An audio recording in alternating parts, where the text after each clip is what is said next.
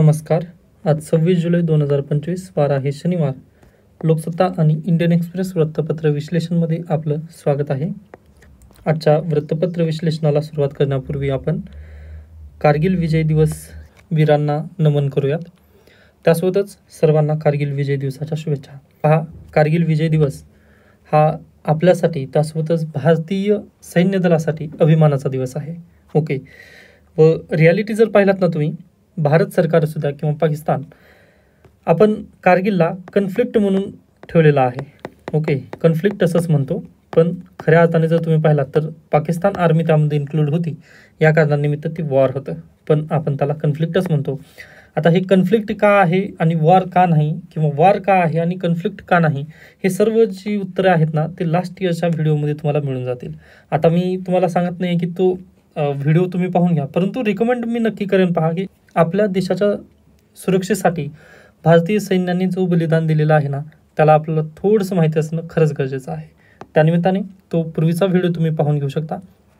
त्यानंतर परत एकदा सर्वांना कारगिल विजय दिवसाच्या हार्दिक शुभेच्छा आणि वीरांना आपण नमन करून पुढे जाऊयात. आजचं वृत्तपत्र विश्लेषण.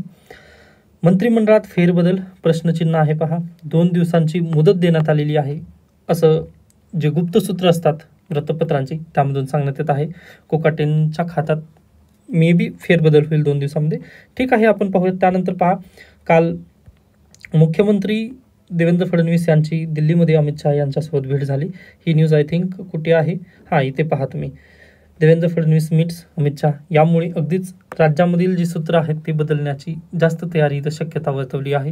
त्यानंतर जातनीय जनगणना न करणे ही माझी चूक, राहुल गांधी यांनी चूक मान्य केली. ठीक आहे, पहा आपल्यासाठी जास्त गरजेचं नाही, परंतु जातनिहाय जनगणना हे थोडंसं एक मोठा टॉपिक होणार आहे. व आय थिंक याचं पण आपलं एक सेपरेट व्हिडिओ आहे आपल्या यूट्यूब चॅनलवरती, जर शक्य झालं तर तुम्ही ते पण पाहून घेऊ शकता. ओके. त्याच्यानंतर मॉलदीव्सबद्दल आपण पुढे बोलणारच आहोत, काळजी करू नका. नेक्स्ट आहे न्यायमूर्ती वर्मांना हटवण्याचा प्रस्ताव आधी लोकसभेतच येणार आहे. राज्यसभेमध्ये येईल का? कारण पहा, जगदीप धनखड यांनी जे विरोधी पक्ष आहेत त्यांच्याकडून प्रस्ताव स्वीकारलेला होता व असं सांगितलं जात आहे पहा की जगदीप धनखड यांचा राजीनामा त्याच कारणानिमित्त घेतला गेला की लोकसभेच्या ओव्हररूल करून त्यांनी राज्यसभेमध्ये प्रस्ताव आणण्याचा प्रयत्न केला गेला होता.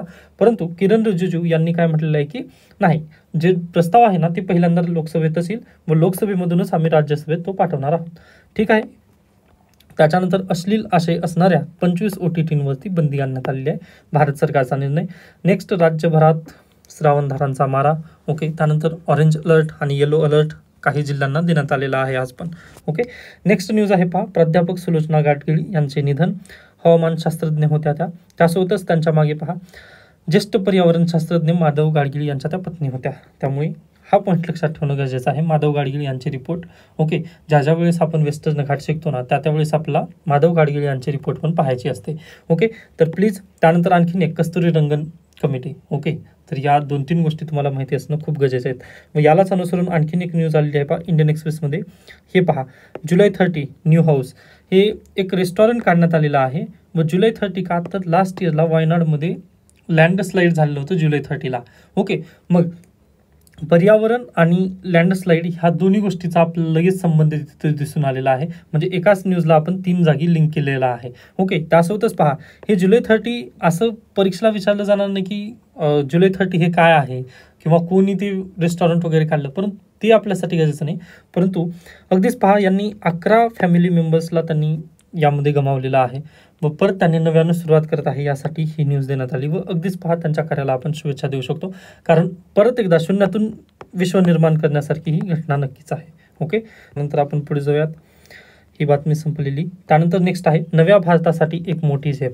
पहा, मी आज खूप खुश आहे, कारण कालच आपण सर्व बातम्या पाहिलेल्या आहेत व आजच्या एडिटोरियलमध्ये तेच आलेलं आहे, फ्री ट्रेड ॲग्रीमेंट. पण अगदीच पहा, कालचं लेक्चर तुम्ही पाहून घ्या, त्यामध्ये मी 22 मिनिट याबद्दल चर्चा केली आहे फ्री ट्रेड ॲग्रीमेंटबद्दल. हां, त्यामध्ये फक्त एक पॉईंट सुटलेला होता की पहा 2030 पर्यंत त्यांनी 2030 त्यांनी $100 अब्ज व्यापार करणार आहेत.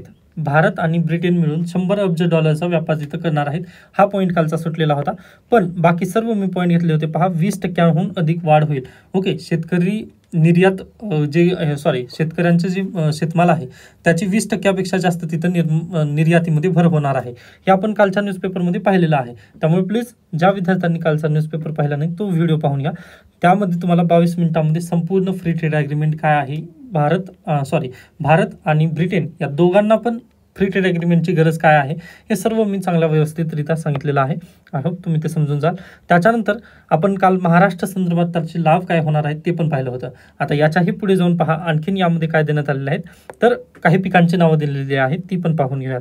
तर पहा निर्यातीमध्ये काय काय असणार आहे. हळद, मिरपूड, वेलची आणि आंब्यांचा पल्प, लोणची यांसारखी प्रक्रिया केलेले खाद्यपदार्थ आणि डाळींनाही निर्यात शुल्क मुक्त प्रवेश मिळाला आहे. मोठ्या प्रमाणातील निर्यातीमुळे शेतीचे उत्पन्न वाढेल आणि गुणवत्ता, पॅकेजिंग आणि प्रमाणीकरणामुळे अधिक प्रोत्साहन मिळेल. यामुळे कृषी मूल्य साखळीत असंख्य रोजगार निर्माण होतील. अगदी बरोबर आहे. पहा म्हणजे थोडक्यात याला पण लगेच एक्सप्लेन करून देण्याचा प्रयत्न करेन मी. पहा आता आपला प्यारा भारत आहे बरोबर. मग पहा शेतकऱ्यांनी जो शेतमाल पिकवलेला आहे तो जर फक्त भारतामध्येच राहिला ना तर अगदी पहा आपल्याकडे लोकसंख्या आहे 100 व आपल्याकडे उत्पादन आहे पहा 150. मग पहा प्रत्येकाला एक जर अशा पद्धतीने केलात ना तर 50 इथं जे फूड आहे ना ते आपल्याकडे एक्सेस आहे ना, म्हणजे जास्त आहे. त्यामुळे होतं काय पहा अर्थशास्त्राचा इथं सिद्धांत लागू होऊ शकतो. पहा तर 50 जे एक्सेस आहे यामुळे पुरवठा इथं काय आहे जास्त आहे आणि मागणी कमी आहे, कारण प्रत्येकाला एक ऑलरेडी मिळालेला आहे व 50 एक्सेस आहे. त्यामुळे पुरवठा जास्त आणि मागणी जर कमी असेल तर किंमत काय होते, किंमत कमी होते. शेतमालाला आपल्या किंमत काय होईल, मग कमी मिळेल. पण आपण काय करू शकतो पहा हे जे 100 आहेत यापैकी आपल्याकडे जी लोकसंख्या आहे ती 100 आहे व आपल्याकडे फूड जे आहे ते 150 आहे. मग आपण काय करूयात हे 150 पैकी 60 जर असेल ओके, ह्या 60ला आपण काय करूयात दुसऱ्या देशामध्ये एक्सपोर्ट केलं ओके, दुसऱ्या देशामध्ये निर्यात केलं. मग 150 मधून 60 केले ओके, 150 मधून 60 फूडचे जे प्रोडक्ट आहेत ते जर गेल्यानंतर किती होतात पहा उरतात 90 आणि आपल्याकडे जनसंख्या किती आहे 100 ओके. मग प्रत्येकाला एक येणार आहे का इथं, तर बिलकुल येणार नाही. मग इथं काय होतात 10 उरतात पहा, 10 जणांना ते मिळू शकणार नाही. त्यामुळे पहा 90 आपल्याकडे पॅकेजेस आहेत आणि 100 जणांमध्ये ती वाटायची आहेत. मग 10 जणांना ती कमी पडणार आहेत म्हटल्यानंतर आपल्या देशभरामध्ये पण काय होतं पहा इथं कॉम्पिटिशन निर्माण होतं, स्पर्धा निर्माण झाली. म्हणजेच काय होणार आहे बेसिकली इथं मागणी अगदीच वाढलेली आहे आणि पुरवठा पण काय झालेला आहे पहा कमी झालेला आहे. मग इथं काय होईल पुरवठा कमी आणि मागणी जास्त जर असेल तर काय होतील किंमत वाढतील. मग शेतमाल जो आहे जो आपल्या देशामध्ये उत्पादन केलेला आहे ना तो शेतमाल त्याला आपल्याकडे काय होईल मागणी वाढेल पहा, म्हणजेच काय किंमत पण इथं वाढेल ओके. मग शेतकऱ्यांना इथं लाभ आहे का, तर बिलकुल यस लाभ आहे इथे. कारण पहा एकीकडे आपण ब्रिटनमध्ये पण विकू शकत आहोत व भारतामध्ये पण आपण मागणी तिथं जास्त वाढवत आहोत शेतमालाच्या किमती आपण वाढवत आहोत. या कारणानिमित्त हे जो फ्री ट्रेड ॲग्रीमेंट झालेला आहे तो बेस्ट आहे. आता पहा यामध्ये निगेटिव्ह पॉईंट आहेत, परंतु आपण कालच्या पण लेक्चरमध्ये किंवा याच्यापूर्वी पण मी म्हटलेलं आहे गव्हर्नमेंट ऑफ इंडियामध्ये सर्व्हिसला जायचं, त्यामुळे आपण जास्त याबद्दल टीका करू नका. व UPSCची ट्युनिंग तशीच आहे पहा. सध्याला जर UPSCची तुम्ही PYQ पाहिलेली असेल तर निगेटिव्ह टोनमध्ये ते प्रश्न विचारत नाही तर पॉझिटिव्हलीच बोलायचं आहे आपल्याला. त्यामुळे जरी तुम्हाला पाहिजेच असतील निगेटिव्ह पॉईंट तर 1-2 दिवस थांबा, त्याबद्दल पण नक्कीच कोणीतरी आर्टिकल लिहेल त्यावेळेस आपण पाहून घ्या. पण आता सध्याला फक्त पॉझिटिव्ह गोष्टी करायच्या आहेत. पहा इथे दुसरी न्यूज गरजेची दिसत नाहीये. त्यानंतर कोकाटे यांच्याबद्दल वगैरे दिलेलं आहे, काही गरजेचं नाही आहे पहा. त्यानंतर मालदीव सारखा विश्वासार्ह देश मित्र असल्याचा अभिमान, चांगली गोष्ट आहे पहा. एक काळ होता म्हणजे आय थिंक 2023 लास्ट इयरला तर इलेक्शनच होते किंवा आय थिंक 2024च्या पूर्वी पहा इलेक्शनच्या, आता मला आठवत नाही आहे 2023 किंवा 24 असेल. तर झालेलं काय होतं पहा आपण बॉयकॉट मालदीव अशा पद्धतीने एक ट्रेंड चालवलेला होता, तुम्हाला आठवत असेल पहा. पंतप्रधान नरेंद्र मोदी लक्षद्वीपच्या बीचवरती जाऊन एक फोटो काढले होते, मग त्यांच्या मंत्र्यांनी वगैरे हे केलं होतं. परंतु जिओ पॉलिटिक्स पहा अगदी कसं बदलतं याचं एक बेस्ट चित्रण म्हणजे ही न्यूज आहे ओके. व तेव्हा पण मी सांगितलेलं होतं की तुम्ही थांबा थोडंसं. आता अगदीच तसंच मी म्हणत आहे बांगलादेशच्या रिलेशन संदर्भात किंवा श्रीलंकेच्या रिलेशन संदर्भात. याच्यापूर्वी मी म्हटलेलं होतं व श्रीलंकेचे जे राष्ट्रपती आहेत ना ते पण भारतामध्ये येऊन भेट देऊन गेलेले आहेत ओके. म्हणजे अगदी त्यांच्या पूर्वीचे जे पंतप्रधान होते ना श्रीलंकेचे ते भारताला थोडंसं खुन्नस दाखवत होते का, तर त्यांना चायनाची बॅकिंग होती. अगदी तशाच पद्धतीने पहा मालदीवचे जे अध्यक्ष आहेत ते पण भारतावरती थोडंसं डोळे वातावरण होते किंवा म्हणजे पहिल्यांदा ज्यावेळेस ते निवडून आले होते ना त्यांनी पहिल्यांदा फक्त चायनाचाच दौरा वगैरे त्यांनी केला होता, भारताला त्यांनी पाहिलं पण नव्हतं. मग लगेच त्यांचे मंत्री वगैरे पंतप्रधान नरेंद्र मोदी यांना टीका करत होते. पण अगदीच काही क्षण झाले की लगे हे सर्व काही फासे उलटे फिरलेले आहेत पहा. आठवलं मला 2023 मध्ये ते निवडून आलेले होते व मार्च 2024 पर्यंत त्यांनी काय म्हटलं होतं पहा भारताला की तुमचे ट्रूप्स मालदीव्समधून बाहेर काढून घ्या. मग ठीक आहे म्हटलं, आपले ट्रूप्स वगैरे भारतात आले, चायनासोबत त्यांचं विनसलं व लगेच त्यांनी परत एकदा भारताची स्वारी तिथं केली आहे. व ज्यावेळेस पंतप्रधान नरेंद्र मोदी यांचं थर्ड टर्म चालू झालं त्यावेळेस मालदीवचे जे अध्यक्ष आहेत मोहम्मद मुइझी ते पण भारतामध्ये आलेले होते. ओके, तर हे अशा पद्धतीचं संपूर्ण घटनाक्रम आहे. व पहा, ते भारतामध्ये आल्यानंतर अगदी 7 दिवस राहिलेले होते, म्हणजे एकेकाळी बॉयकॉट मालदीव्स करणारे आपण आता अगदी भाई झालेलो आहोत. ओके, चांगली गोष्ट आहे पहा, व हेच इंटरनॅशनल रिलेशन किंवा डिप्लोमसी असते. ओके, त्याच्यानंतर राजस्थानमध्ये शाळेची इमारत कोसळली, 7 विद्यार्थी ठार, 28 जखमी. त्यानंतर लष्कराला माहिती तंत्रज्ञान बुद्धिवंत योद्ध्यांची गरज, CDS जनरल अनिल चौहान यांचे भविष्यातील युद्धांवर भाष्य. व पहा, अगदीच गरजेचं आहे आपल्याला पण इंटरनल सिक्युरिटीमध्ये सध्याचे जे वॉरफेअर आहेत पहा, याच्यापूर्वी कसं होतं, आर्मी, नेव्ही, एअरफोर्स किंवा फक्त बॉर्डरवरतीच लढाई लढत होतो. आता 1999चं कारगिल कॉन्फ्लिक्ट पण पहा ना तुम्ही, कसं होतं, बॉर्डरवरतीच होतं. परंतु पहा, नेक्स्ट जे आलं किंवा नेक्स्ट जे आपलं युद्ध वगैरे होतं ते कशाबद्दल होतं, तर आतंकवाद सोबत होतं. मग 2008चा तुम्ही आतंकवादी हल्ला पाहू शकता. म्हणजे झालेलं काय, आता इंटरनल सिक्युरिटीवरती हल्ले जास्त होत आहेत. त्यामुळे CDS जनरल अनिल चौहान यांनी म्हटलेलं आहे की पहा, माहिती तंत्रज्ञानामधील पण आपलं आता थोडंसं काम करणं गरजेचं आहे. व अगदी याचबद्दल थोडंसं जर सांगायचं म्हटलं तर पहा, 158 वर्ष जुनी कंपनी ब्रिटनमध्ये बंद पडली. का, तर फक्त त्यांनी एक पासवर्ड छोटासा ठेवलेला होता व तो हॅक केला हॅकर्सनी व अगदी ती कंपनी बंद पडावी लागली. का, तर अगदी त्यांच्याजवळ पैसे नव्हते व त्या रॅन्समवेअरचा अटॅक आलेला होता. अगदी तसंच आहे पहा, आपल्या पण देशभरामध्ये डायरेक्टली सायबर अटॅक्स वगैरे होऊ शकतील. त्यामुळे आता फक्त आपला आर्मी, नेव्ही, एअरफोर्स ठेवून चालणार नाही, तर आता अगदीच जे डिजिटल माध्यमाचं जे युद्ध आहे त्याला पण आपल्याला सज्ज व्हावं लागेल. यासाठी नवे सैनिक आपल्याला पाहिजे आहेत, असं CDS जनरल अनिल चौहान यांचं मत तिथं त्यांनी दिलेलं आहे. व तुम्ही अगदीच तुमच्या इंटरनल सिक्युरिटीच्या पेपरमध्ये पण हे पॉईंट्स नक्की यूज करू शकता पहा. ओके, त्याच्यानंतर पुढे चला, थायलंडच्या सीमावर्ती भागात आणीबाणी, कंबोडियाशी संघर्ष गेला. म्हणजे सगळीकडे जर पाहिला तर तुम्ही युद्ध चालू त्याला दिसत आहे आपल्याला. त्यानंतर हुकुमशहांच्या अस्ताची उठाठेव. आता हा आर्टिकल मी घेऊ शकत नाही आहे पहा, कारण तुम्ही हा फक्त पॅराग्राफ वाचा व तुम्हाला लगेच समजून येईल. म्हणजे मी इथे काहीच हे करणार नाही, तुम्ही स्क्रीनशॉट काढून वगैरे वाचून घेऊ शकता. ओके, मी याबद्दल बोलणार नाही, अन्यथा लगेच विद्यार्थी कमेंट सेक्शनमध्ये करणार आहेत. ओके, हे पुस्तक बेसिकली हुकुमशहाबद्दल आहे. ओके, हे हायलाईट केलेलं तुम्ही जर पार्ट वाचलात ना तर मोर दॅन सफिशियंट आहे. त्यामुळेच मी बोलत नाही व याच्यापूर्वी मी लेक्चर न घेण्याचे कारणच ते होते. तरी या आर्टिकलबद्दल तुम्हाला थोडक्यात सांगतो, कारण आत्ता मला आठवलं, जॉन लॉक तुम्ही शिकला असाल पहा, जे पॉलिटिकल सायन्स ऑप्शनलचे विद्यार्थी आहेत ना त्यांच्या सिलेबसमध्ये हा पॉईंट आहे, जॉन लॉकची स्टडी. किंवा अगदीच पहा, वर्ल्ड हिस्ट्री जेव्हा शिकता ना तुम्ही त्यावेळेस पण आपल्याला जॉन लॉक शिकणं गरजेचं आहे. तर हुकुमशहा आता अगदीच पहा, इथून जर निबंध जर लिहायचं म्हटलं ना तर हा पॉईंट बेटर आहे, परंतु मी तुम्हाला रेकमेंड करत नाही, कारण थोडंसं पॉलिटिकल सेन्स इथं येत आहे. ओके, व अगदी पहा, आपल्याला तशा पद्धतीने उत्तर आपण देऊ शकत नाही. तरी देखील मी आज थोडंसं संदर्भ यूज करणार आहे. तर तुम्ही जर वर्ल्ड हिस्ट्रीचे चॅप्टर्स पाहिलात, आता अगदी ब्रिटनमध्ये मोनार्की, ओके, त्यानंतर फ्रान्स, त्यानंतर ॲटोमन तुर्क वगैरे हे जे सर्व जर तुम्ही पाहिलेत, किंवा अगदी आपल्या भारत देशामधील दिल्लीची सुलतानशाही जर पाहिलात ना तुम्ही, तर त्यावेळेस काय होतं, तर अगदी राजेशाही होती ना. ओके, व राजेशाही असताना राजे स्वतःला काय म्हणायचे की मी देव आहे. ओके, मी देव आहे, म्हणजे तशा पद्धतीने स्वतःला टायटल ते हे करून घ्यायचं की मला देवानं पाठवलेलं आहे तुमच्यावर राज्य करण्यासाठी. ज्यामुळे काय व्हायचं पहा, की जी जनता आहे ती जनता त्यांच्यावर विश्वास ठेवायची व त्यांनी जे लिहिलेलं एखादं पुस्तक असेल, म्हणजे काव्यग्रंथ वगैरे असेल, तर त्याची जनता पूजा करायची. ह्या व्यक्तीला देवाने आपल्यावर राज्य करण्यासाठी पाठवलं आहे असं म्हणत जनता त्यांना असेप्ट करायची. व येथूनच काय यायचं पहा, ॲब्सोल्युटिझम. ओके, ॲब्सोल्युटिझम इथूनच यायचं, म्हणजे अगदीच त्याच्याकडे संपूर्ण अधिकार असायचे. जो राजा आहे ना त्याच्याकडे संपूर्ण अधिकार असायचे. आता अगदी अकबराची पण पोलखोल करण्यात आलेली आहे, परंतु मी मुघल सेंट्रिक जात नाही आहे सध्याला हिस्ट्रीमध्ये, पण दिल्लीची सल्तनतशाहीमध्ये याचे खूप पॉईंट आहेत पहा. ओके, ॲब्सोल्युटिझम इथून आलेलं होतं व जॉन लॉक यांनी हीच संकल्पना दिली होती की लिबरलायझेशन, किंवा यालाच आपण लिबरलिझम असं देखील म्हणतो पहा, लिबरलिझम.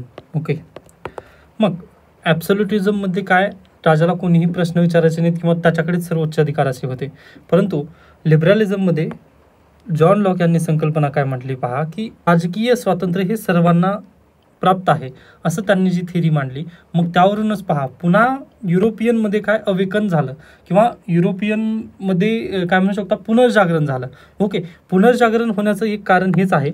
व अगदीच पहा पुनर्जागरण झाल्यानंतर जी राज्यक्रांत्या झाल्या, ओके, त्यामध्ये यांचा खूप महत्त्वाचा हात आहे. अमेरिकन रिव्होल्यूशन जे झालं ते याच कारणानिमित्त झालं किंवा एकाच व्यक्तीकडे संपूर्ण अधिकार असू शकत नाहीत.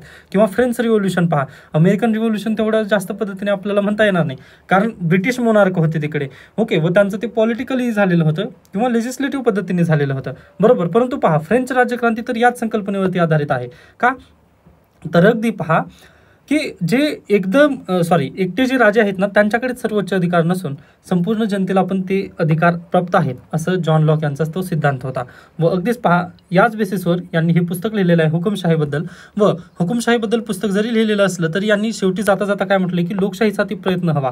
म्हणजे अगदी असं नाही आहे की पहा लोकशाही कठीण आहे, परंतु लोकशाहीचा मार्ग जरी कठीण असला तरी ते इम्पॉसिबल नाही आहे. ओके, म्हणजे पॉसिबल आहे, फक्त तुम्हाला त्या पाथवरती चालणं गरजेचं आहे. मग यांनी भरपूर उदाहरण दिले आहेत पहा हुकुमशहाची इथं की 25 वर्ष जरी झालं ना तरी त्याची सत्ता नक्की जाऊ शकते. म्हणजे असं नाही आहे की हुकुमशहा पूर्ण चिरकालपर्यंत टिकत राहील. जसं तुर्कमेनिस्तान आहे, कझाकस्तान आहे, ओके, या देशामध्ये पण हुकुमशाही राहिलेली आहेत, परंतु 2022 मध्ये आल्यानंतर त्यांच्या विरोधात सुलतानच्या विरोधात बंड झालेली आहेत. व बंड कोणी केले तर आजूबाजूची जी व्यक्ती असतात ना त्यांनीच बंड केलेली आहेत. ओके, आता खरंच हा ब्युटिफुल लेख आहे, जर शक्य झालं तर तुम्ही वाचून घ्या. आता प्रॉब्लेम कसा आहे पहा, हे जर लेखचं विश्लेषण करायला जर गेलं तर इथे आपल्या देशभरामध्ये पॉलिटिकल थोडंसं सेन्स येतो तुम्हाला. व त्यानिमित्ताने मी हा प्रॉब्लेम किंवा हे जो टॉपिक आहे तो मी शिकवू शकत नाही, कारण मी शिकवल्यानंतर ते थोडंसं पॉलिटिकल सेन्स नक्की येईल. मी तुम्हाला हा पॅरा त्यामुळेच वाचायला सांगितलेला आहे. ओके, व फुकून पाऊल टाकणं ज्या पद्धतीने म्हणतात अगदी त्या पद्धतीने मी यूट्यूबवरती शिकवत असताना करत आहे. त्याबद्दल क्षमस्व, तुम्ही हा टॉपिक नक्की वाचून घ्या. तरी देखील मी तुम्हाला हे थोडंसं टॉपिक सांगण्याचा प्रयत्न केला, जॉन लॉक यांचा सिद्धांत. आता अगदीच याला तुम्ही ना आन्सर रायटिंगमध्ये आपल्या महाराष्ट्र जनसुरक्षा कायदा या संदर्भात पण लिहू शकता पहा. ओके, म्हणजे अगदी त्याचं रिलिव्हन्स आहे लिबरलिझम. कारण त्यांनी काय म्हटलंय पहा की एक्स्ट्रीम लेफ्टिस्ट व लेफ्टिस्ट कोण असतात तर अगदीच पहा ज्यांना ॲब्सोल्युटिझम मान्य नसतं ते असतात लेफ्टिस्ट. ओके, मग यावरून तुम्ही समजून घ्या किंवा जर आता तुमच्या थोडंसं डोक्याच्यावरून जर जास्त असतील ह्या गोष्टी तर प्लीज तुम्ही एकदा वर्ल्ड हिस्ट्री चा टॉपिक तुम्ही शिकून घ्या. अमेरिकन रिव्होल्यूशन त्यानंतर फ्रेंच राज्यक्रांती हे जर शिकत असाल ना तर जॉन लॉक तुम्हाला शिकावंच लागतील. त्यावेळेस तुम्हाला हे संपूर्ण गोष्टी मी काय बोलत आहे आता ते समजून येतील. ओके, त्याच्यानंतर आपण पुढे जाऊयात. लेखन मार्गदर्शकाची गदा पंचविशी. हे पहा सगळे बुक रिव्ह्यू आहेत. आता सध्याला नाही वाचलं तरी चालेल कारण सिलेबस आपला खूप मोठा आहे, त्यामुळे स्किप करा. पुढे युगांत मिगांत. आता ही पण बातमी आपण परवा दिवशीच्या लेक्चरमध्ये कव्हर केली आहे की MiG-21 आता रिटायर होत आहे. व पहा असं कोणताही देश नाही ज्यांनी एका विमानाचा वापर त्यांनी 6 दशकापेक्षा जास्त दिवस केलेला आहे, तर तो फक्त एकच देश आहे भारत. व त्यांनी MiG-21चा एवढा वापर केलेला आहे. 1963 मध्ये आपण रशियाकडून घेतलेलं होतं. रशियाने पण याचा एवढा वापर केला नाही तेवढा भारताने जास्त वापर याचा केलेला आहे. पण आता समस्या काय पहा, MiG-21 आता रिटायर होत आहे सप्टेंबरमध्ये. मग रिटायर झाल्यानंतर आपल्याकडे कोण आहे, दुसरा कोणी आहे का, मग याबद्दलची पर्याय शोधणं सध्याला चालू आहे. कारण आपल्याकडे तेजस आहे. ओके, पण पहा या तेजसची डिलिव्हरी अद्याप एअरफोर्सला झालेली नाही आहे किंवा जेवढ्या प्रमाणात पाहिजे होती तेवढ्या प्रमाणात डिलिव्हरी नाही झाली. त्यामुळे एअर चीफ मार्शल लास्ट इयरला पहा बेंगळुरू येथे एअरफोर्सचं प्रेझेंटेशन चालू होतं. त्या दरम्यान त्यांनी अगदीच जे हिंदुस्तान एरोनॉटिक्स लिमिटेड आहे त्या कंपनीला थोडंसं टीका करत होते की बा तुम्ही आम्हाला डिलिव्हरी का करत नाही आहे. व हा पहा मॅटर डिफेन्स संबंधी आहे व डिफेन्ससोबत तुम्ही मजा कसा पद्धतीने करू शकत नाही. त्यामुळे अगदीच पहा आपल्याकडे तेजस आहे परंतु त्याची डिलिव्हरी सध्याला होत नाही आहे. मग हे थोडंसं पॉलिसीमधील एक चॅलेंज आपल्याला सध्याला दिसत आहे. बाकी MiG-21चा आपण परिपूर्ण वापर केलेला आहे व कदाचित ते आपलं भारतीयच वाटत होतं. ओके, म्हणजे अगदी रशियाकडून जरी आपण विकत घेतलेलं आहे तर ते पूर्ण भारतीयकरण त्याचं झालेलं होतं MiG-21चं. ओके, त्यामुळे आता त्याची साथ आपल्याला सोडावीच लागेल कधी ना कधी, त्या पद्धतीने आहे. त्यानंतर प्रेमचंद, मुंशी प्रेमचंद, तुम्ही हिंदीमध्ये साहित्य वाचला असाल पहा, त्या संदर्भाचा हा आर्टिकल आहे. आपल्यासाठी गरजेचं नाही, हां ज्या विद्यार्थ्यांचं हिंदी साहित्य ऑप्शनल आहे त्यांच्यासाठी महत्त्वपूर्ण ठरू शकतो, कारण याच्यामध्ये त्यांनी जे साहित्य लिहिलेलं आहे ते दिलेलं आहे. पण मी आजपर्यंतचे PYQ वगैरे पाहिले त्यामध्ये प्रेमचंदचं साहित्य खालीलपैकी कोणतं आहे असा प्रश्न मला दिसला नाही, त्या कारणानिमित्त या आर्टिकलला मी स्किप करण्यास सांगतोय. ओके, त्याच्यानंतर पहा UPI कायम विनामूल्य राहणे अव्यवहार्य, रिझर्व्ह बँक गव्हर्नर मल्होत्रा यांचे सूचक विधान. म्हणजे अगदीच पहा काही कालावधीनंतर UPI वरती टॅक्सेशन लागू शकतं की काय असा इथं प्रश्नचिन्ह आहे.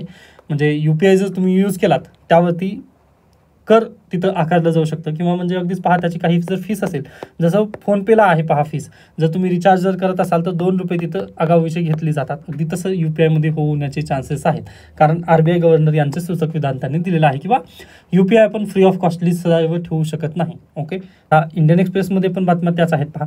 आपण मोहम्मद मुइझू यांच्याबद्दलची घटना वगैरे पाहिली आहे, त्यामुळे स्किप करा. पंतप्रधान नरेंद्र मोदी मालदीवच्या दौऱ्यावर आहेत सध्याला. ओके, त्याच्यानंतर process to remove justice Varma, ही पण बातमी आपण पाहिलेली आहे. लोकसभेमधूनच त्यांचं इम्पिचमेंट चालू होणार आहे. नेक्स्ट पहा, 1 in 3 US smartphone import now made in India, चायनाज lead sting. म्हणजे चायनापासून अमेरिका जे इम्पोर्ट करायचं ते आता त्यांचं कमी झालेलं आहे, व भारतातून म्हणजे पहा 3 पैकी पहिला जे स्मार्टफोन असेल अमेरिकनकडे तो भारतीय आहे. ओके, मे बी सॉरी म्हणजे तो बेसिकली आयफोनच आहे, कारण फॉक्सकॉन कंपनीमधून तो बनवला जात आहे व अमेरिकेला तो एक्सपोर्ट केला जात आहे भारतामधून, व ही आपल्यासाठी बेस्ट न्यूज आहे पहा. पण डोनाल्ड ट्रम्प यांनी ॲपलला पण तशा पद्धतीने सूचना केल्यात की तुम्ही भारताकडे राहू नका, कारण त्यांनी आपल्यावरती जास्त टॅक्स लावलेले आहेत, व तुम्ही जर त्यांची जर फॅक्टरी तुम्ही नाही बंद केली तर मी तुमच्यावरती पण टॅक्स लावतो. अशा पद्धतीने जे डोनाल्ड ट्रम्प आहेत यांनी ॲपलला पण तशा पद्धतीने सुनावलेलं आहे. मग पाहूयात आता याचं पुढचं भविष्य काय होईल. त्यानंतर चायनाने पण पहा, हे डाटा पाहिल्यानंतर चायनाने पण काय केलं आहे, फॉक्सकॉन कंपनीमध्ये जे चायनीज इंजिनियर आहेत, ॲपल कंपनीसाठी जे काम करणारे इंजिनियर आहेत, त्यांना पण त्यांनी वापस बोलावून घेतलेलं आहे. मग हे थोडंसं जिओपॉलिटिकल इश्यू आहे. मग पाहूयात याचं पुढे भवितव्य काय होईल आपल्या ॲपल कंपनीसोबत किंवा फॉक्सकॉन कंपनीसोबत. Okay, done. त्याच्यानंतर phase 1 over 65 lakh electors likely to be dropped from draft roll. Okay, SIRचं पहिलं ड्राफ्ट जाहीर झालेलं आहे, त्यापैकी 65 लाख जणांची नावं कटलेली आहेत असा प्राथमिक अंदाज आहे. पाहूयात इलेक्शन कमिशन त्याबद्दल काय म्हणतं. आता इलेक्शन कमिशन म्हटलेलं आहे पहा की 22 लाख जी मतं आहेत, व्होटर्स जी होती त्यांचं निधन झालेलं आहे, त्यानंतर 7 लाख डुप्लिकेट सापडली आणि 35 लाख त्यांनी मायग्रेट झालेले आहेत. आता त्यांचं काहीच थांगपत्ता वगैरे लागलेला नाही आहे. मग पहा 2024च्या जर इलेक्शन मध्ये जर हे कदाचित झालेलं असतं तर ते कदाचित बेटर होतं, पण ठीक आहे, देर आहे दुरुस्त आहे असं आपण म्हणू शकतो. आणि याबद्दलच एक हे आलेलं आहे, आर्टिकल आलेलं आहे, ते पुढे पाहूयात आपण. इंटरव्ह्यू आलेला आहे, आय थिंक पाहणारच आहोत, काळजी करू नका. त्यानंतर आपण पुढे जाऊयात. ही न्यूज पाहिलेली होती, स्किप करा. हां, त्यानंतर नाही इथे पण नाही आहे. ओके, ठीक आहे, ह्या बातम्या गरजेच्या आहेत त्या आपण पाहूयात. Vice president election poll panel appoint Rajya Sabha secretary general as a returning officer. Okay, म्हणजे राज्यसभेमध्ये जे व्हाईस प्रेसिडेंट आहेत किंवा राज्यसभेचे सभापती आहेत त्यांचं आता इलेक्शन होणार आहे. त्या संदर्भात मग त्यासंबंधी राज्यसभेचे जे सेक्रेटरी जनरल आहेत ना, त्यांना रिटर्निंग ऑफिसर म्हणून नियुक्त करण्यात आलेलं आहे. ओके, लवकरच याची प्रक्रिया पण आता चालू होणार आहे. डन. त्यानंतर after logjam in first week parliament to discuss Pahalgam Sindoor from Monday. Okay, Pahalgam आणि सिंदूरवरती आता डिस्कशन चालू होणार आहे मंडेपासून. मग त्याबद्दल पण आर्टिकल येतील पहा, ते पण आर्टिकल आपण डिस्कस करणार आहोत, काळजी करू नका त्याचं. ओके, नेक्स्ट आहे Supreme Court issues 15 guidelines to mental health policy to curb student suicides. पहा, आंध्र प्रदेशमधील जी सुसाईड झालेली होती 2023मध्ये, त्याला अनुसरून सुप्रीम कोर्टाने काल 15 गाईडलाईन्स इश्यू केलेले आहेत. 15 गाईडलाईन्स जशा पद्धतीने तुम्हाला माहिती असेल, विशाखा गाईडलाईन पण आलेली होती आपल्या देशभरामध्ये.